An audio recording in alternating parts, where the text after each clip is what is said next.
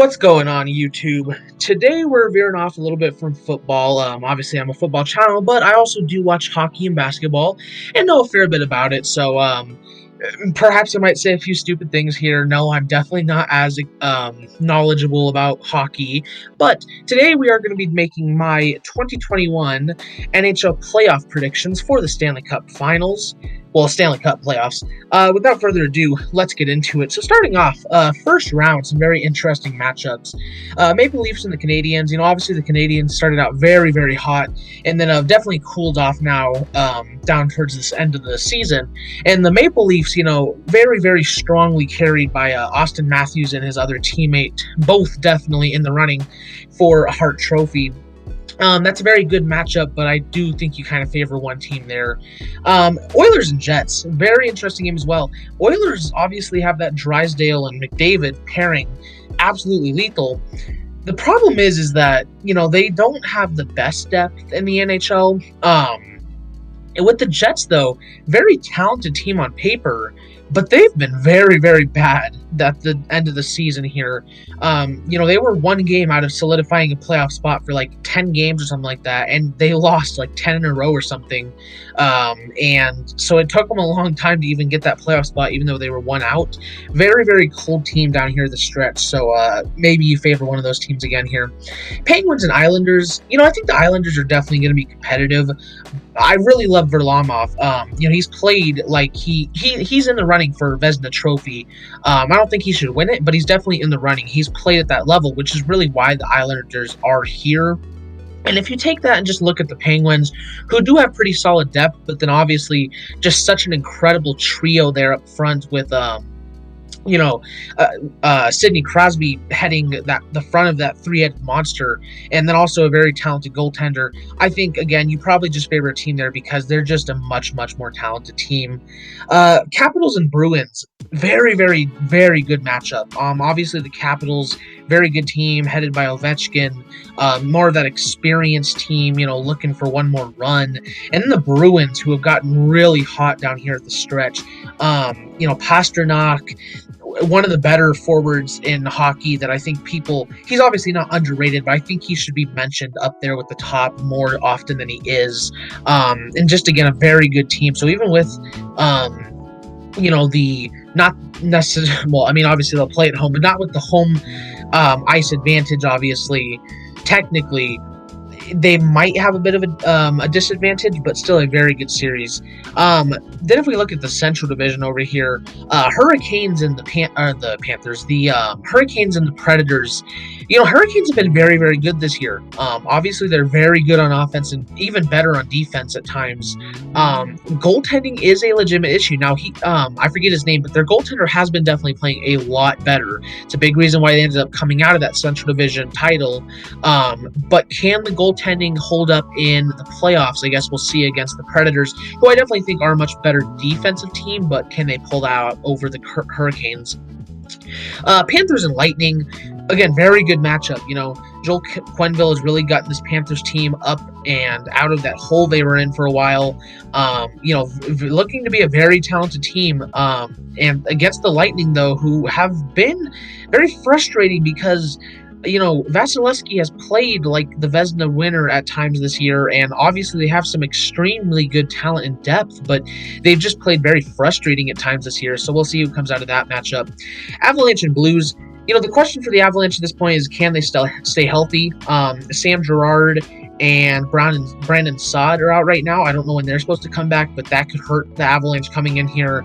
A very, very good team, obviously. Very good depth, great defense, great offense. And when he's playing at his top level, Grubauer is a Vezina Trophy frontrunner, but will they play like that in the playoffs?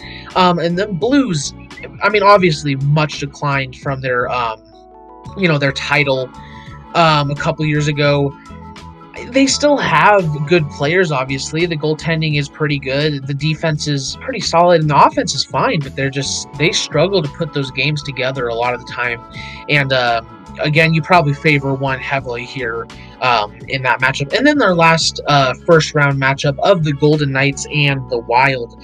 Very good matchup as well, obviously. Golden Knights, amazing defensive and goaltending team. I think their offense is pretty overrated. I think people really overestimate or really they overestimate their offense, but that's just because their defense is so freaking good that their offense doesn't need to be that good.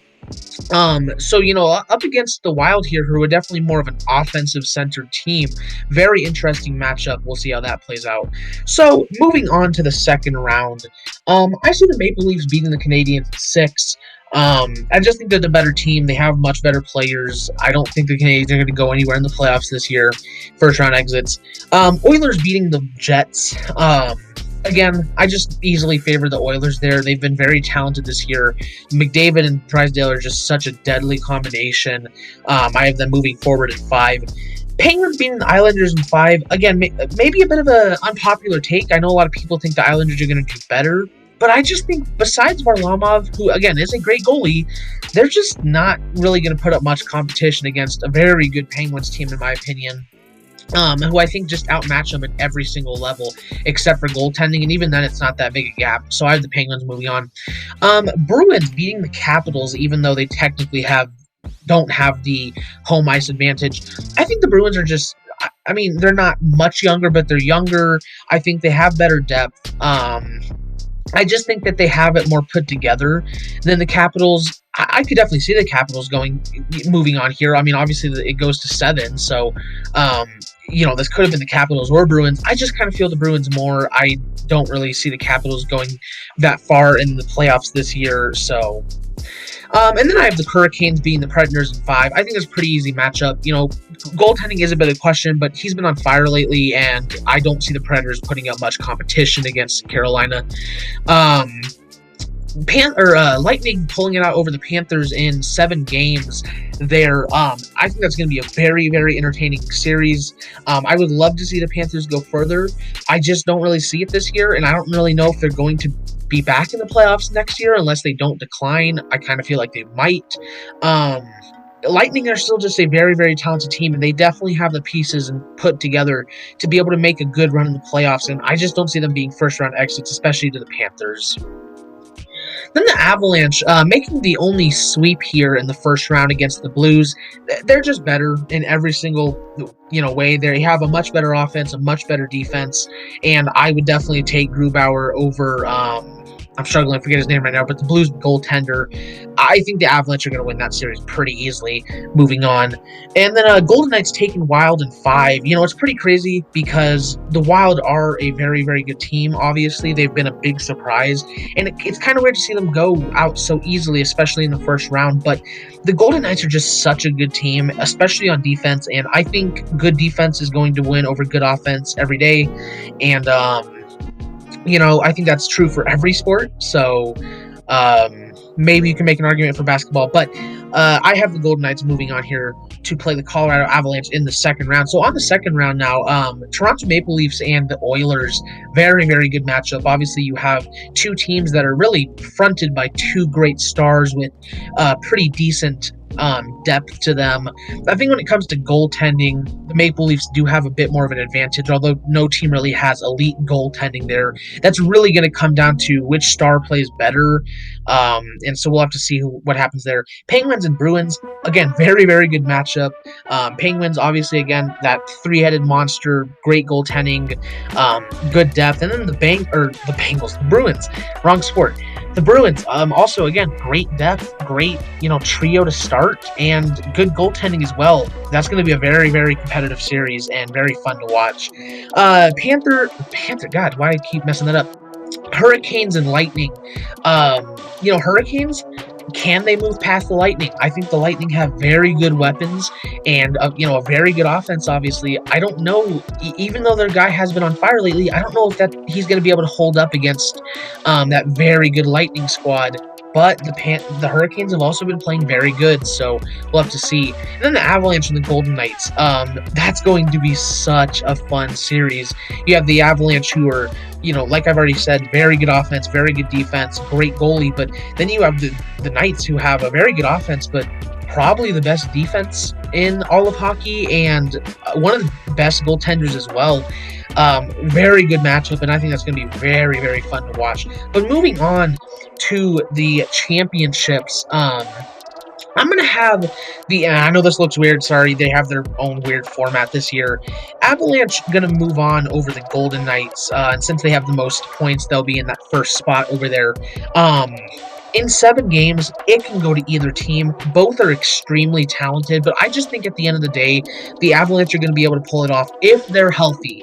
I think they're going to be able to pull it off over the Knights, just because I think that offense is just much better than the Knights. And although the Knights have much better defense and, great goaltending, I think the Avalanche, while their goaltending is choppy, Grubauer does play at an elite level when he's in his good grooves, and their defense is nothing to sleep on. And I think at the end of the day, that offense is going to be the game changer, and the Avalanche are going to be moving on here. Oilers moving on past the Maple Leafs, again, in 7. That's going to be a very, very entertaining series, but at the end of the day, I trust McDavid and Drysdale to play up over Matthews and his teammate, who I'm forgetting the name of right now. I think they're a much better team overall when it comes to depth. Goaltending may be the X factor in that series, honestly, and although I said I'd take the Maple Leafs, I'm just feeling the Oilers, and I really like moving on here. They get that 4th spot since they have the least points out of these last 4 teams here. Hurricanes beating the Lightning in 6. I said that would be a closer series, but honestly, just thinking about it, it's all about who's hot right now. And the Panthers, I did it again. The Hurricanes are definitely hot, especially with their goalie playing at the level he is. I think they can make a nice deep run in this playoffs, maybe even win it all if their goaltender continues at that level. And I see him moving on past the Lightning here in 6. And then the Penguins moving past the Bruins. Again, Game 7, that's really a toss-up. Either team could win that game, but I'm feeling the Penguins right now. Sidney Crosby playing at an incredible level, and again, I just think that team is very dangerous. I think they got a lot going for them, and I have them moving on to play the Hurricanes in the championships. So now you got the Avalanche and Oilers. I've already explained these teams, obviously. It's a very good matchup. The Oilers are really depending on that star power against a very good defense and a very good goaltender. But, Avalanche do seem to have the pretty big upside, home ice advantage, have such great depth, stars, a goalie, defense, offense. It's going to be pretty tough for the Oilers to overcome there, but it's definitely possible. And then the Hurricanes and Penguins. Hurricanes, they're going strong, but you're really starting to get worried now, because the Penguins are a very, very good offensive team, and can their goalie, again, hold up to that? That's really what it depends on, in my opinion. As long as their goalie, holds up, I think they're going to be great and keep moving on. But will they hold up here? Well, moving on to the Stanley Cup Finals. I have the Avalanche pulling it out over the Oilers in 6. At the end of the day, the Oilers, I think, are going to just need to rely on McDavid and Drysdale too much.